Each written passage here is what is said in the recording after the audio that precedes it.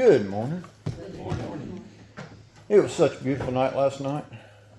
Nice and cool, sleep with the windows open. And then today is going to be in the low 70s, perfect day. And you ask, why can't every day be that way? I think God is, you ever heard your dad talk to you and say, I don't want to do that, Dad? Yeah, but you're going to because it builds character. I think the different temperatures, the struggles in life, they build your character. You can't go through life without trials, problems, issues. But then you get the rewards of the good times, and the joys and the loves. Somebody once said that this book here is the Bible. Basic instructions before leaving Earth. Most of this book is for living here. It's not to get to heaven. Most of this book is how to live a good life here. If you do what's in here, most of your life is going to be pretty easy. If you go out and get drunk, you're going to pay the price. Yeah, you're either going to have a headache in the morning or you're going to wind up in jail. Or both. Yeah, it can cost you a lot of money. If you go around and fool around, you're going to pay for it later. If you use the Lord's name in vain, people are going to say, look at you in a different light. And sometimes you don't recognize what you're doing to somebody until after a month or two after you do it. But I like taking this book, and not until I started coming to Primitive Baptist Church did I realize that this applies to me now, not to get somewhere. It's not a travel guide, it's a way to stay here. But God, I believe parts what we're here for is more schooling. We're here to learn. This is all gospel according to Tim. It's not what here's just what I feel in my heart right now.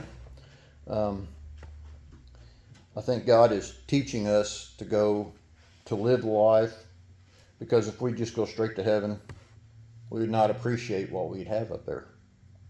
We got to live this life to become appreciative of what we have. And I think that the Lord is just here for us. Let's go to the Lord in prayer now. Oh Lord, thank you so much for this day. Thank you for this little church and the group we're having together. Lord, help us learn from you today. Bring Brother Kevin, bring the message to you. Open up our hearts to hear it. Lord, thank you so much just for the fellowship we have with each other. And we ask that you bless the meeting today. In Jesus' name, amen.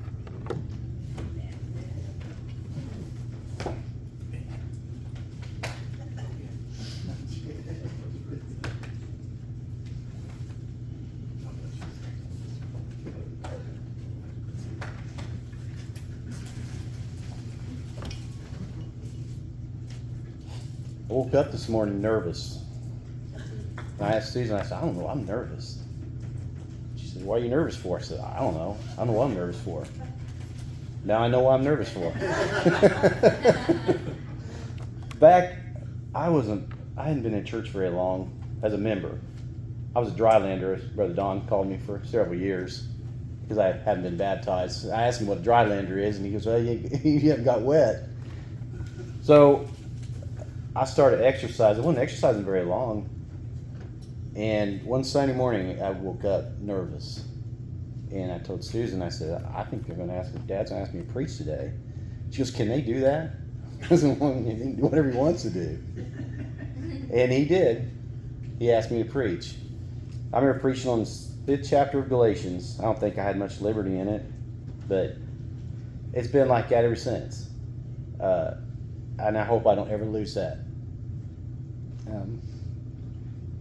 Because if I lose that, then I depend on me. I don't depend on the Lord anymore. And that's what matters. I fought that for a long time. I fought it. Until I realized, he makes me feel this way because I know I can't preach without him, and I can't. There ain't one of us that can. It takes the Lord. I was talking to, I call him a brother to feel like he is, at work. And we were talking about how what the Lord does, he takes those things that are weaknesses and uses them as strengths. My weakness is I had trouble speaking in front of people. That's my weakness. That's why when I was called to be a preacher, I thought, there's no way I can do this. It's my weakness. But he uses that for my strengths because I have to totally trust in him. I cannot do this without him. And that's what he does with us. And my advice to people, don't fight that. You know, there's a reason behind that. So I'm going to go to the 9th chapter of John.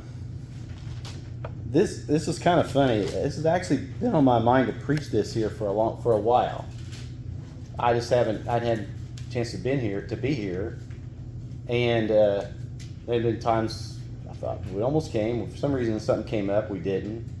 So I don't know why it's on my mind to preach it here. So I didn't even study this last night. So again, what the Lord does, take you out of your comfort zone. That's what He does, and it's good to be taken out of your comfort zone. And I look at, all of us probably look at our lives and think, we get to this point where we get comfortable with something. And the Lord has a way to take you out of that comfort zone and put you in a different situation. And it's all about learning about Him. Like Brother Tim said, the thing about walking in this world, we have something that we can enter into. We have a kingdom right now that we can enter into. We have a chance. We can have fellowship with Jesus Christ while we walk here on this earth right now. For the longest time, I would hear our people always talk about seeing Christ over yonder. Well, that's okay, but brothers and sisters, we could see Him right now. They said in that song, it's like a little heaven here below. A little heaven here below is grand. I can't even begin to think what it's going to be like up there. But I have felt His presence while I walk here. And there's nothing greater, there's not a greater feeling you can have than to feel His presence while we walk here on this earth. And He set that kingdom up that we might have fellowship, to be able to have fellowship with Him. And in this situation, in the 9th chapter of John, there's many things in play here. They're not real characters, but I'll just call them characters. You have the Pharisees, who are self-righteous, who believe that they are above everybody else. There's a scripture that the Apostle Paul talks about in Acts. I cannot remember. It's in the 20th some chapter where he says that they believe in a resurrection.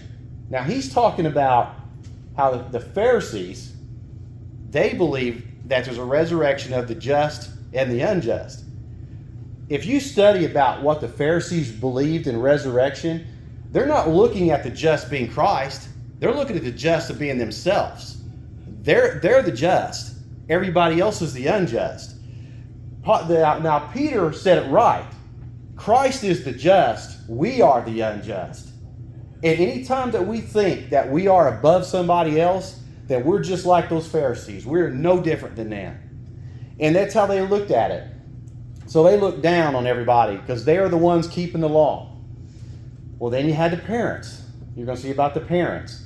They loved the praise of men more than they loved the praise of God. They loved their fellowship. And they were afraid of losing their fellowship. And there's the main one involved, besides Christ, by the way, but the main one involved is this poor blind guy that's blind and been blind all his life. And you're going to see how I'm going to use this as us. We were blind too before Christ gave us light. We were in darkness before Christ gave us that light and that revelation to understand what Jesus Christ is all about. And it's not just about what you read. We can read on the pages and say, okay, this is what this says. It's what you feel. It's what's in your heart. That's how do I know that I am a sinner? When I say I'm a sinner, I was born into sin. By what Adam did in that Garden of Eden, I was born into sin. How do I know what I really am? It's because Christ showed me what I really am. That I am a sinner. But I am a sinner saved by His grace. That He didn't just leave me in that condition. He wasn't like John the Baptist came in to prepare the way for Jesus Christ. He prepared the way. But who came after that was Jesus Christ. All flesh is grass, that's true, but here come Jesus. But I paid for you. I died on that cross for you. It's a feeling you have. It's not just about what you read. You understand that I'm the lowest of the low. But yet Jesus Christ loves me in spite of myself. He died on the cross for me. And that's just part of what this, I believe, is going to represent. But I'll start out. Before I get started, don't turn here, but I want to read something in Exodus because it's important to see what the apostles were saying at the very beginning of this. But I want to read Exodus first, and then I'm going to go and start on 9th chapter of John. In the law, the 20th chapter of Exodus, I believe it's the second commandment, that says, thou shalt not bow down thyself to them, or wait a minute, thou shalt not make unto thee any graven image, or any likeness of anything that is in the heaven above, or that is in the earth beneath, or that is in the water under the earth. Thou shalt not bow down thyself to them, nor serve them, for I, the Lord thy God, am a jealous God. Now listen to this. This is what I wanted to get to. Visiting the iniquities of the fathers upon the children unto the third and fourth generation to them that hate me. Now, at the very beginning of this, the apostles are going to say something that goes right with this. Was it, I can't remember, Princess, is it Gazi? Remember the one that was like I think he was with Elisha. I always get these two mixed up. They was a leopard, and he was cleansed from his leprosy. Gehazi. You remember he went and lied and said that, I think it was Elisha, am I right on that? I always get those two, they're so similar. And Elisha didn't want any money from him. So what Gehazi did, he went and lied and said, yeah, he wanted stuff. And he ended up getting leprosy, and it went what? Generation after generation after that. Paid for his sin. So at the very beginning of this, he says, as Jesus passed by, he saw a man which was blind from his birth. And his disciples asked him, saying, Master, who did sin? This is what I'm getting to. Who did sin, this man or his parents, that he was born blind? And I believe what they're doing is they're looking at that very thing that I just read. Who was in their family that did this to cause this man to be this way? Now, you already see at the beginning that this was a man that was blind from his birth up. He'd been blind all his life. And what I like too is Jesus passed by and he saw this man. Now, and he says here, Jesus answered, neither have this man sinned nor his parents, but that the works of God should be made manifest in him. Is that not what he did for us? That his works might be made manifested in us. So we have to put ourselves just like this blind man. I want us to think about something. In the Bible, there was never a time up to this point that a person was blind and received their sight. It had never happened. They were leprosies that were cleansed. They were people that died and were brought back to life. They were people that were lame and they were healed.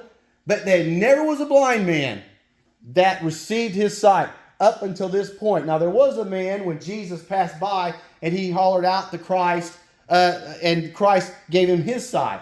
But Christ is the only one that had ever brought that had someone that was blind and gave them their sight. And he said here, I must work the works of him that sent me. While it is day, the night cometh when no man can work. As long as I'm in the world, I am the light of the world. And he is the light of the world. There is no darkness in Jesus Christ. He is the light. He is the all in all. He's the one that we come out today and to serve and to worship. He's our king. He's our high priest. He's our all in all. And he's the one that gives light. He's the one that brings us out of darkness into his marvelous light. And again, the way he does it, how else am I to know what Jesus went through if I don't feel it in my heart? How am I to know that? The reason why, and I'm probably getting ahead of myself, but the reason why he shows us what we are is because I can now look and realize how much he loved me and how much he suffered while he went to that cross. Because of what I feel inside, I know that he loves me. I know he suffered greatly. His sins, my sins alone would make him cry out. But he carried all of those, all that are his elect, to that cross. He carried them with him. But yet, brethren, there are some out of that elect that he has given understanding and revelation and truth about his blood and what it represents. That we are totally justified in his blood. That we stand totally innocent before God. That God sees us through Jesus Christ. That I don't have to worry about it the last days that I got to tell God, God's going to tell me all the sins that I committed. No, first he already knows that. Jesus Christ paid for it and died for it. That is bringing you out of darkness into his marvelous light. And he says here in the sixth verse, when he had spoken, he had spit on the ground, and he made clay of spittle, and he anointed the eyes of the blind man with the clay. And he said unto him, wash in the pool of Siloam, which is interpretation sent. And he went his way, therefore, and washed, and came seeing. It's funny. Naaman, the leper, he said, go wash in that pool, or out in Jordan for what, seven times. Oh, I ain't going in that. Well, what about our rivers? Our rivers are just as good as theirs. No, it's not. And his servant said, what do you got to lose? Well, nothing. But you notice this blind man didn't do that, did he? He went and he spat on the ground. So understand this right now. This blind man doesn't really even know who Jesus is at this point. And he spat on the ground and he put clay over his eyes. I see this in a different way. Probably a silly way the way I see it. It's the same thing that I talked about. That clay is like man being made from the dust of the ground. And showing us our Adam nature and what we truly are. He shows us that. But then, what does he do? We get that washing, that cleansing. And that washing washes stuff out of us. I know some of our brethren see the washing of regeneration or renewing the Holy Spirit as being born of the Spirit. I don't. I see it as an experience. That regeneration is just like this church needs to be remodeled from time to time. And it's regenerating it. When we come into the church, we have that experience, and there's a washing in that experience. Now, I can have that experience again, Brother Jerry, and I had one time. If I get unspiritual and I have things coming in my life maybe that have caused me to go in darkness again, the Lord will give me that experience. I think we look at it as an individual experience, and I think we're looking at it for a body experience. That the church needs to be regenerated, remodeled. We lose track of sometimes of what we really are here for. We're here to serve and worship the Lord Jesus Christ. We are here to put him up on a pedestal, not me, not any of us. This is about him and worshiping him. This isn't to our glory. This is to his glory. And he gives us that experience. And we come out, and all of a sudden, like this blind man who couldn't see, all of a sudden, these things are starting to be washed out of his life. And he's starting to see. He hasn't seen Christ yet as face to face. But he does know that Christ is the one that gave him his sight. Think about this miracle. This man has been blind all his life. I had cataract surgery at the age of 3. I had cataracts. 4? 5. Keep going up. 27. I don't remember I don't remember the first surgery. I do remember the membrane that came over my eye. I remember that time because I was in 2nd grade. That was one of the hardest times I ever had in my life. I had a membrane on my eye, so I couldn't see. It was like it's weird. It's like a cloud over your eye, and I couldn't see hardly a foot in front of me. And when I first got it, I'll never forget it. It's just like, I freaked out. Now today they laser it. Back then they didn't. Back then they had to surgically remove it. It's funny, I was at Dr. Way for many years. Dr. Way passed away. I went to Petrie, which is in town, He retires later on, and I end up at Brenniger's, who took over Dr. Way's practice. And he looked at inside my eye to see the surgery. He goes, oh, this is old school stuff here. Because cataracts back then had to be surgically removed. But what I want to get to is that was the first time I was ever, that year there was a teacher that was pregnant, and I don't know, she was not very nice. And I misunderstood something she said. She dragged me out in the hallway to whack me. I won't ever forget that. She was slamming doors and everything else. Made fun of, because back then, because my glasses were thick, I was made fun of every day. It was hard. It was the hardest time. And came up on the time of my surgery. I'm sitting up there in that room, and I'm telling the Lord, I've had enough. I'm done. I said, just put me down there. And that's the first time I ever heard his voice. He says, now, son. He said, you're being selfish. You're going to have to go through this, but I'm going to make a promise with you. I'm going to go through it with you. And he did.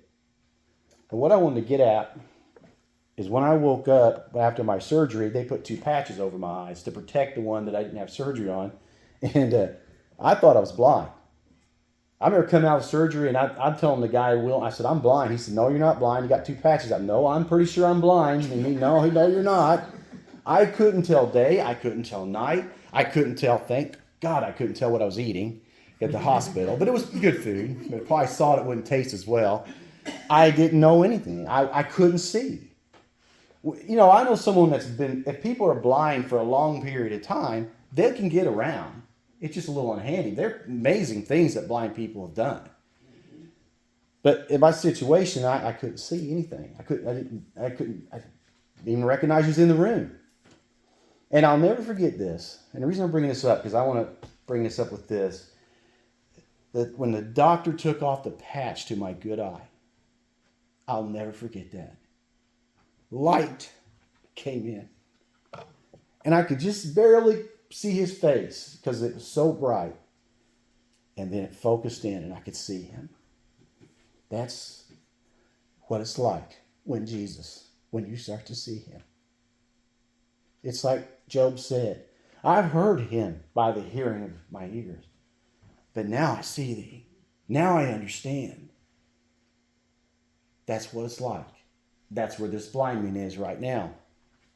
He's had the washing, things that must be washed out of our lives, things that the Lord will wash out.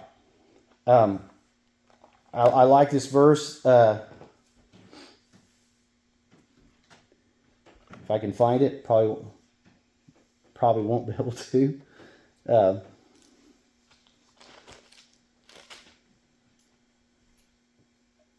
He says, wow, I can't find it now. I got so many things highlighted in my Bible anymore, I can't even pick that out. I'll get to the one where he's talking about, he said, let us draw near with a true heart in full assurance of faith, having our hearts sprinkled from an evil conscience and our bodies washed with pure water. 10th chapter of Hebrews, 22nd verse. That's what that is. We're getting washed from that evil conscience, and then we're having our bodies washed with pure water. It's a cleansing. I don't know, Brother Jerry, you probably don't remember me saying this, and I can understand it, but I remember when after I was baptized, I said, well, I took up my cross. And Brother Jerry said, well, yeah, but you need to take up your cross daily. And you're right. Yeah, I took that part of it. I'm not saying baptism in the washing. We're talking about a different type. It is an answer to good conscience of God. But we're talking about things are being washed out of my life before that ever happened. Now let's get to, I said here in 8th verse, and this is when some of this almost makes me laugh, but the neighbors therefore, and they which before had seen him, that he was blind, said, is not this he that sat and begged? Some said, "This is he." Others said, "He is like him." But he said, "I am he." It's like, that's me.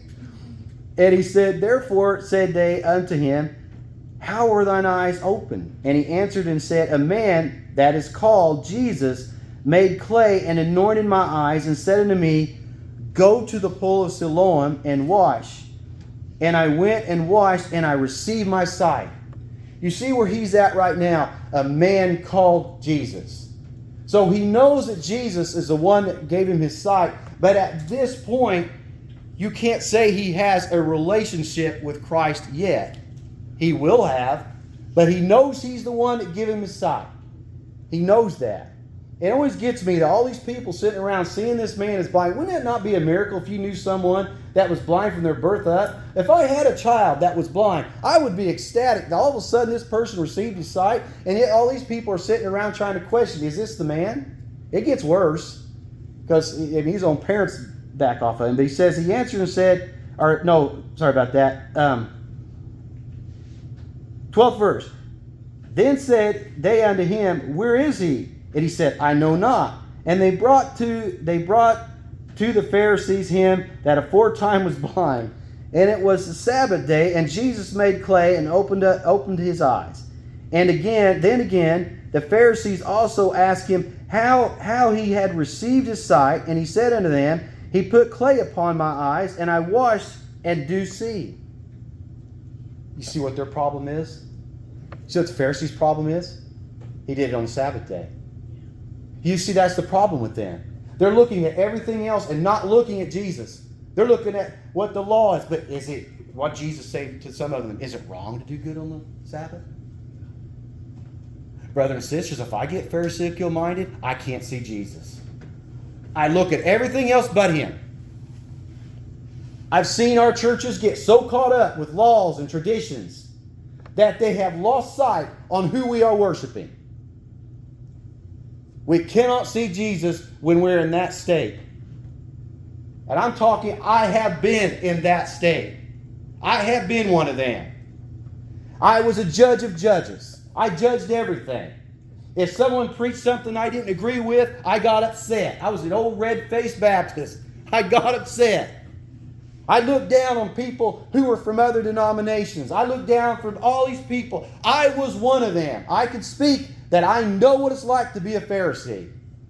But I also know what it's like for Christ to remove that spirit out of me and bring me back again and show me what I am. And what I am and what he died for. And then you can see Jesus.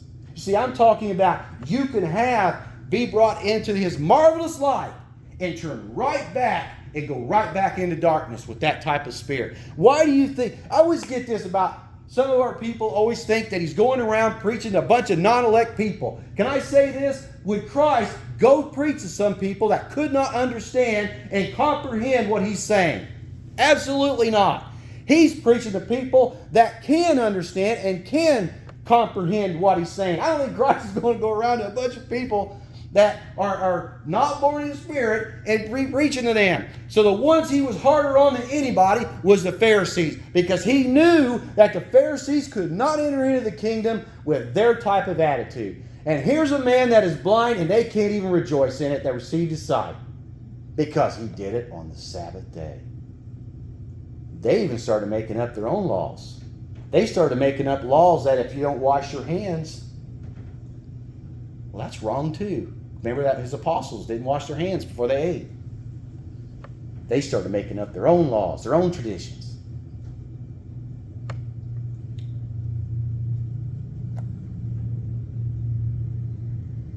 And he said here, then again the Pharisees also asked him, he had received his sight, and he said unto them, He put clay upon my eyes, and I washed and do see. I want to say something too that I skipped out on. The 6th verse where he's talking about, in this 6th verse, when he had spoken, he spat on the ground and he made clay and spittle, and he anointed the eyes of the blind man of clay. What he does is he makes a man feel their own blindness before he gives them light. You see what I'm saying? He makes you realize, he makes you see that. That's a pun, bad choice of words. Makes you see that you're blind. But you recognize that you were blind when he starts to give you your sight. And the only reason I thought about that is that's what the problem with the Pharisees. They don't recognize that because they believe they have the light. They are the light. They can see, thank you very much, and no, they can't. You remember the situation when they had the publicans and sinners out there, and they were all at the table with Christ, and they couldn't understand why are these publicans and sinners sitting with? Why is Christ sitting with them? Why, he needs to be sitting with us. If he says who he says he is. And Jesus says, "I'm not come to call the righteous but sinners to repentance." Those that are whole need not a physician, but those that are sick need a physician.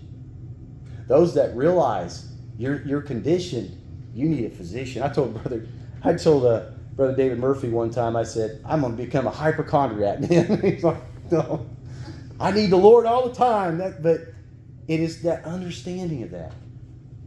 That's why they went to Christ. That's why that woman who went to Christ while he sat in the house of a Pharisee, and she washed his feet with her tears of her eyes and dried them with the hairs of her head, because she knew who she was, and she knew that the only way that she was going to get peace is to be down at Jesus' feet.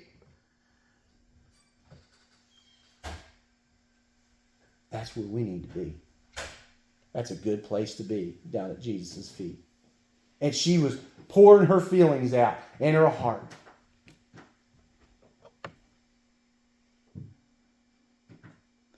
Therefore did some of the Pharisees, in the 16th verse, therefore said some of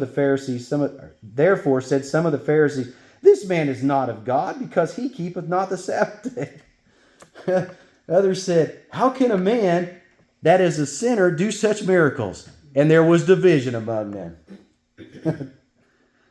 And they say unto the blind man again, "What sayest thou of him, that he have opened thine eyes?" He said, "He is a prophet." But the Jews did not believe concerning him that he had been blind and received his sight, until they called the parents of him that had received his sight. And they asked him, saying, "Is this your son, who you say was born blind? How then doth he now see?" And his parents answered them and said, We know that this is our son, and that he was born blind. Well, okay. But by what means he now seeth, we know not. Or who have opened his eyes, we know not. He is of age. Ask him. He shall speak for himself. For pity's sakes. When I first read this for the very first time, I'm going, this poor guy, he was blind, he could see, and everybody else was just like, well, let him speak for himself. His own parents. Why, wouldn't they not be rejoicing? I mean, I would be. Well, I say it, but we're talking in things in a sense of you're going to see why they did what they did. But it just gets me that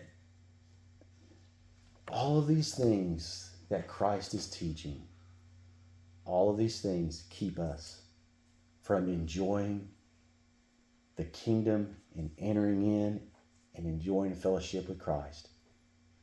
All of these things that's going on. And I said it before. The Pharisees who are self-righteous, and you're going to learn about his parents, what they're afraid of. These words spake his parents because they feared the Jews. For the Jews had agreed already that if any man did confess that he was Christ, he should be put out of the synagogues. That's what they were afraid of. They cared more about their fellowship in the synagogues than they did about their own son who was blind and now can see. Well, we can't be that way. Oh, yes, we can. I've seen our churches that they care more about the fellowship than really knowing the truth. They'll cut you off if you don't agree with them, some of them. Not all churches will, but I've experienced that. They'll cut you off. They won't just sit down and talk scriptures. They'll cut you off, and I'll tell you what happens. They become an association. And if you don't agree with what they see, then you are cut off, and you are not a part of that anymore. I could care less. You know who I want to be in order with? Jesus Christ. If he looks down and we're in order with him, then that's what matters. I remember Brother Billy Hurst. Kevin, you think the reason why we got kicked out of association is because of that hollow log doctrine? He goes, you know what that is? I said, no, I think Brother Don knows what it is. I don't know what it is. He goes, and I kind of explained a little bit of it. He goes, I don't think we believe that anymore. I don't even know why you're cut. Who cares? One of our preachers went to a church and they said, who do you fellowship? So he tells them. And then he got to LaSire Bradley. This brethren's at Long Prairie that was telling me this. And you know what they did? Then we don't want you coming back here anymore. I told him what my answer would be. I fellowship Jesus Christ. And if that's who you fellowship, then I don't want to be here. Just like this. These parents care more about that than they care about their own son who received his sight.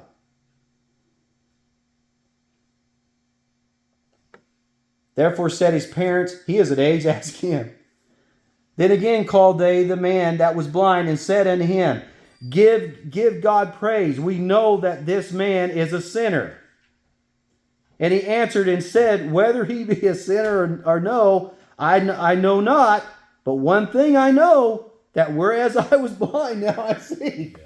What an answer.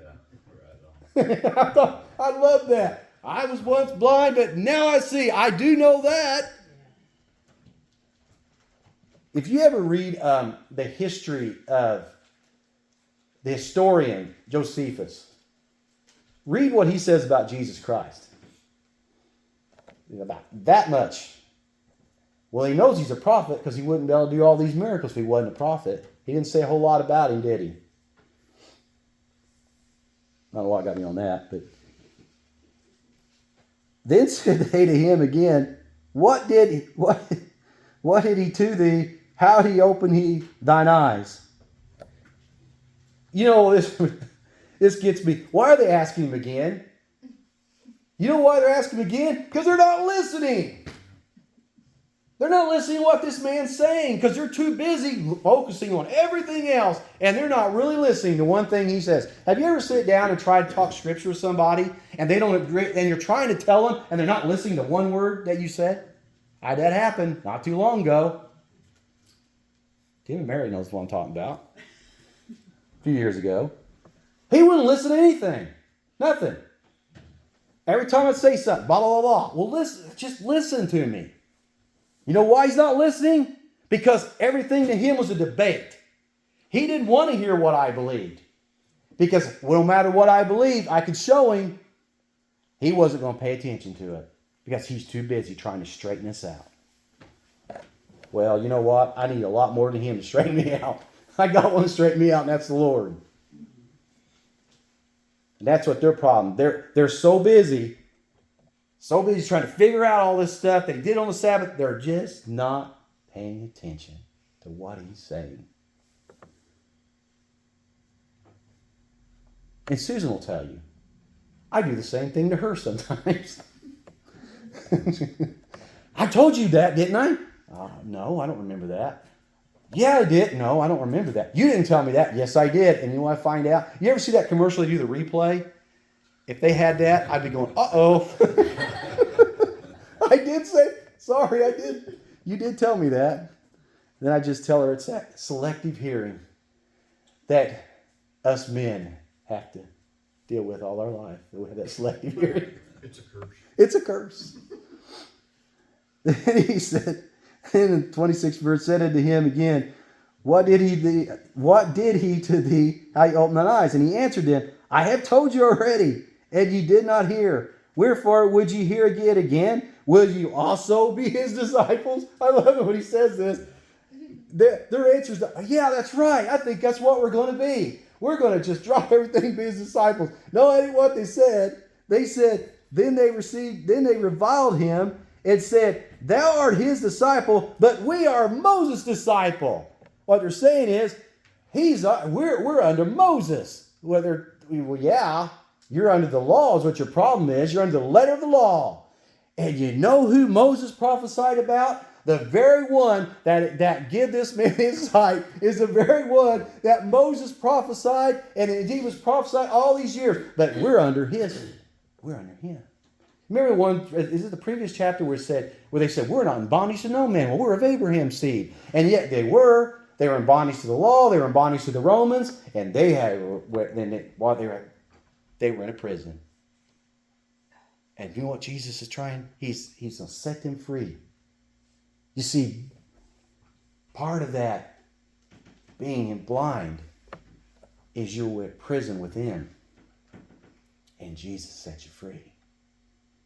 That's what Jesus does. He sets you free.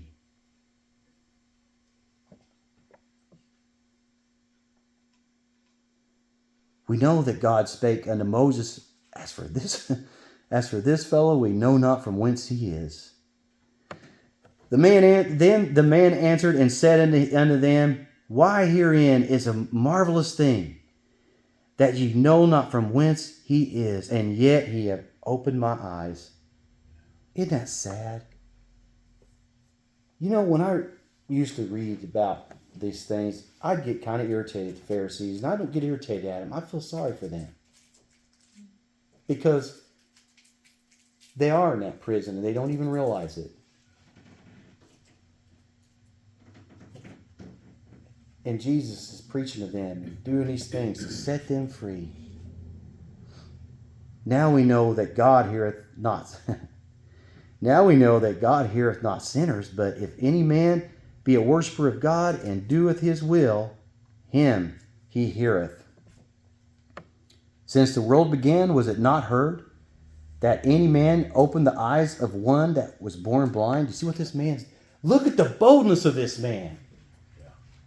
He's not concerned about them. He is preaching Christ to them, isn't he? I love the boldness. All of a sudden a change came. It kind of reminds me of Peter. He denied Christ. After what the cock crowed thrice, he denied Christ. And yet Christ did tell him, well, now I'm converted, strengthened, brother. But what happened when that man at the temple was healed, and those brethren said, you are not going to speak Christ anymore? And he said, yes, we are. He changed, didn't he? He feared those men when Christ was taken. He feared them that they would kill him.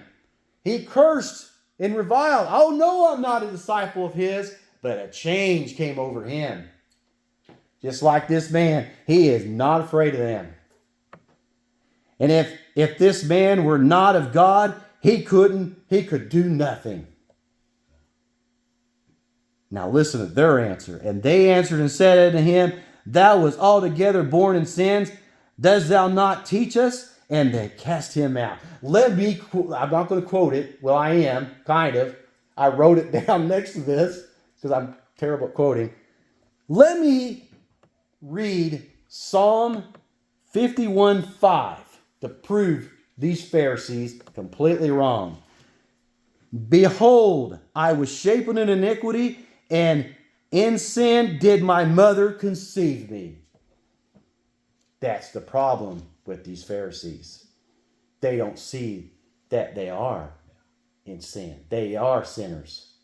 When I say sinners, it confuses people at times because they think, well, we're not to go out and commit the act of sin. I'm talking about the sin that's in us, why we get old, why we die. It is a reason why we commit the act of sin, but I'm talking about the sin that what Adam did, when that happened, we have sin in us. You know when we're not going to have that? Is when we are resurrected from the dead and we have that glorified body that's shaping after the body of Jesus Christ. We won't have that to deal with. Brethren, I want to say something. If we ever lose track that we are sinners saved by grace, we're in trouble. If we ever get to the point where we think we're there, well, I don't have to deal with this anymore, we're in trouble. You know why we're in trouble? Because we don't need a Savior anymore. Why do you think that the older I get, that the harder it gets. Because the older I get, the more I realize I need Jesus every day because I have a weakness. And my weakness is my flesh, and that is a weakness. And the only way I can overcome that is through Jesus Christ and my faith in Him. And there is no other way. It is a constant battle. It is a constant realizing that the minute I don't think I have that to deal with, that I am just like those Pharisees. And I just see everybody else's sin and not mine. Now I say we can overcome sin.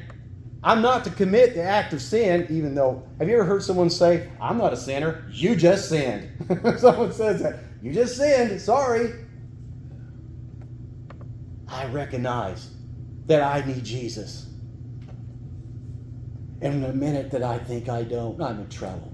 And boy, there's times that I think, don't try this at home. I'm just going on my own very much. Thank you very much. Why? I'll just solve my own problems. Boy, does that get messed up. I said, when Peter sank because he took his eyes off Christ, the storms were already there. He walked out on that water, the storms were already there. And he took his eyes off Christ and he started sinking. That's me. I preached that on my ordination.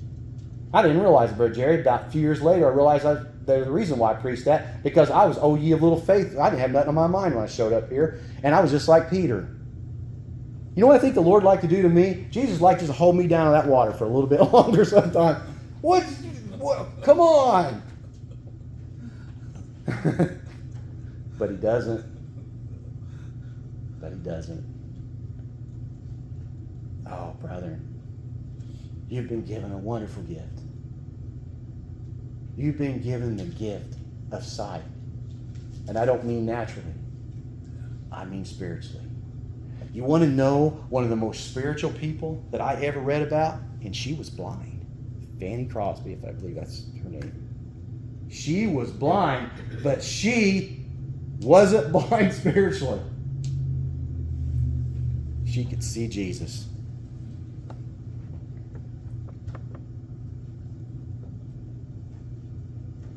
He answered and said, Who is this, Lord, that I might believe on him? And Jesus said unto him, Thou hast both seen him, and it is he that talketh with thee. And he said, Lord, I believe, and worshipped him. He worshipped him. You see the process? He starts out, he's blind, he starts out, Christ spat on the ground, put the clay over his eyes. He gets the washing, the things that Holy Spirit washes things out of. And then at the very end, when everybody has left him, Jesus is right there. There have been people that had people leave them because of their love for Christ. But they have something grander than the people who left them. They have Jesus. This man lost everything and gained everything at the same time. And then you can have true worship. There are times when everybody else leaves you, and Jesus is still right there. He is the friend that sticketh closer than a brother. He is the one that's with us at all times. He may not always like my ways, but brethren, I know that He loves me and He loves all of you. Let us not fall into darkness. Let us continually to walk after His ways. He reminds us from time to time. He takes us back and reminds us.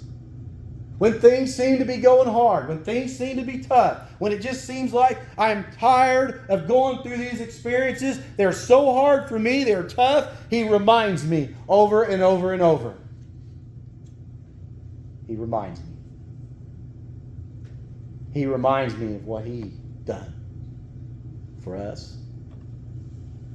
There's a lot going on in today's world. They're trying to take away the suffering. It's almost like the sufferings of Christ while He hung on that cross. I'm not going to do it, brothers and sisters.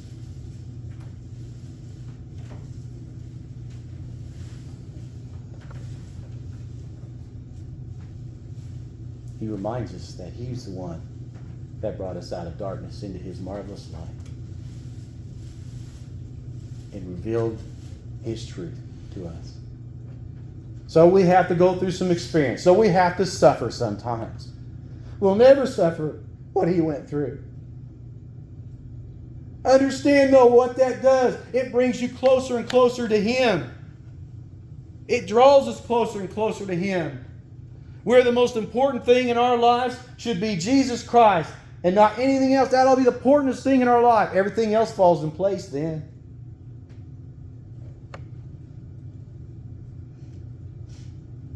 Susan and I have been, I'm going to get this right, because if I don't, I'm in trouble. We've been married 33 years. Today, got that right, didn't I? I knew it was in 91. I'm just not good with math. I can figure that out. We started out on a journey. We had our bumps in the road. We had our hard times. We had rough times at times. We had times when things weren't going our way. But we stuck it out. Sometimes it doesn't always work that way. So when I'm saying that, it doesn't always work that way. I think you said it, marriage is 100 and 100. Sometimes some's got to give more, sometimes less. I appreciate what you said. That's very true. But what I want to get at is that when we took that journey to follow Jesus Christ, it's the same thing. It is a journey. But the husband, we are the bride and He is the husband, and that husband is perfect. And there are times when it's rough. There's times when it's hard. There's times when you feel like that maybe I ought to just give up. And you realize, but you can't do that. And when you don't, you realize you got to grow. It helps you to grow with Him. And your relationship with Jesus grows stronger and stronger. And the longer that your relationship is with Him, you get to know more and more about His sufferings. Sometimes it is easy. And sometimes it isn't. I'm not the same person that I was when I went down to that liquid grave in June of 1999. I'm not the same person. Thank God I'm not the same person. We grow. I'm not saying I grow that much, but I know I've grown some. I mean, peace sakes, I know it. But how did I grow? By through the experiences that I have experienced in my life has helped me to grow. Have you ever went through something, a trial, and it seemed so hard, and you didn't ever think that that trial was ever going to end? And then when you get through that trial, you look back and think, that's the closest I ever was to Christ at that moment. Because He's right there with you. He's right there with you. And you learn. And you learn that you can trust Him. You learn things about Jesus. You learn things about yourself. Brothers and sisters, you get to sit at the ultimate table. You get to sit at the table with Jesus Christ and have fellowship with Him and partake of His food. And as that woman said, Lord, just the dogs eat the crumbs off the table.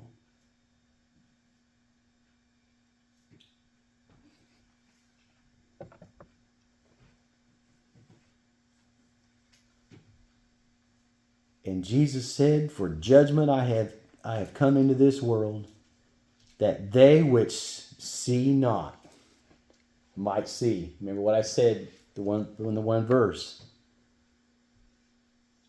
And they that which see might be blind. Boy, that confused me a little bit first, but I think I know what He's saying. Well, you know what I need to say. Lord knows. But listen to what, and some of the Pharisees which were with Him heard these words and said unto Him, are we blind also? And Jesus said unto them, if ye were blind, ye should have no sin.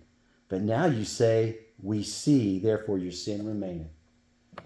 Goes right back to the fact that they can't truly see who they really are. They can't see it. So I'm going to say this. They were blinder than that blind man before he received his sight. They were as blind as him. Great lessons to be learned.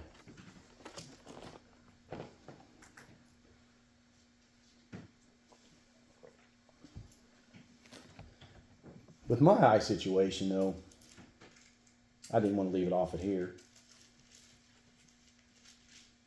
My eyes got better. It was the weirdest thing. They actually improved.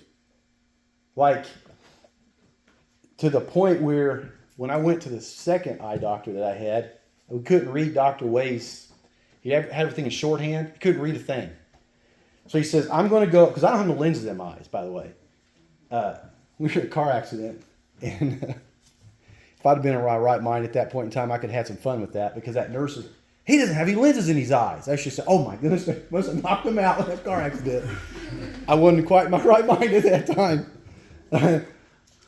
That nice engagement ring that I bought Susan, I think, smacked me in the head. We were in the back seat and put a nice little skin right there. It wasn't a very good time, but back on my eye thing. He starts off and he says, I'm going to go where a normal cataract person goes in your situation. I said, okay, let me know when you can see. Click, click, click, click, click, click. He just kept going. And all of a sudden he gets to that point. I go, yeah, right there. And he stepped back and he said, oh my goodness, I've never seen this. You know, he gave praise to? He gave praise to the Lord. So the Lord showed me later on when I was going through some spiritual experiences. He reminded me of that time in the hospital room. And he also reminded me this. Do you remember when I told you that I'm going to go with you and I'll always be with you? I'm still with you. And he still is. With all of us. Brothers and sisters, it's a marvelous thing when a person receives their sight. I'm talking about spiritually speaking. And someone you can see the scales coming off their eyes. And you get excited. People, I think, someone will say, well, I just feel like the worst person in the world, and I'm rejoicing in it. And they're probably thinking, well, you're cold. No, because you are starting to see who you are. But he's not going to leave you there. He doesn't leave you there. It's exciting when you see someone have an experience. I remember Brother Ian and I used you. There was a preacher at Zor talked about the wow doctrine that we had. When Brother Ian come out of the water, he looks around and goes, wow. I brought you up. I said, right there. Right there is what you're talking about. Wow. That's all you could say. Wow. That's all you needed to say. Wow. Oh, when the Lord gives us revelation. Isn't that what you think? Wow. Wow. What an awesome Lord we serve. What an awesome Lord. I don't know how to leave this. I don't know how to end it with any more than that. Because I got to end it. I'm just trying to figure, what's the best way to end this? Well, I don't know. Because you know what? There is no end. There is no end. So serving Him. There's no end. I said, well, you're going to die someday. There's still no end. You're also going to be raised from the dead. I have to tell this one last experience. I told Sister Donna this. You probably think, you go through a lot of problems. You got a lot of problems. No, I battled constantly. And I had a dream. And in that dream, Brother Don goes, Brother Kevin, you just need to get over yourself. And I thought, well, how dare you speak to me like that? And I'm thinking, wait a minute, Brother Don, he's passed away for several years. Now he's coming in my dreams and stuff like that to me. And I spent a long time trying to figure out what he meant by that. I'm not very smart sometimes. And then the Lord showed me what he meant. What he meant by that is you need to get out of your own way. You keep getting in your own way. If you get out of your way and let Jesus take over, how much better is your life going to be? Just get out of the way. Quit putting stumbling blocks out in front of you. I say that to all of us. Get out of your own way and let Jesus take over. It's so much better that way. I think you're kind of teaching. That's it.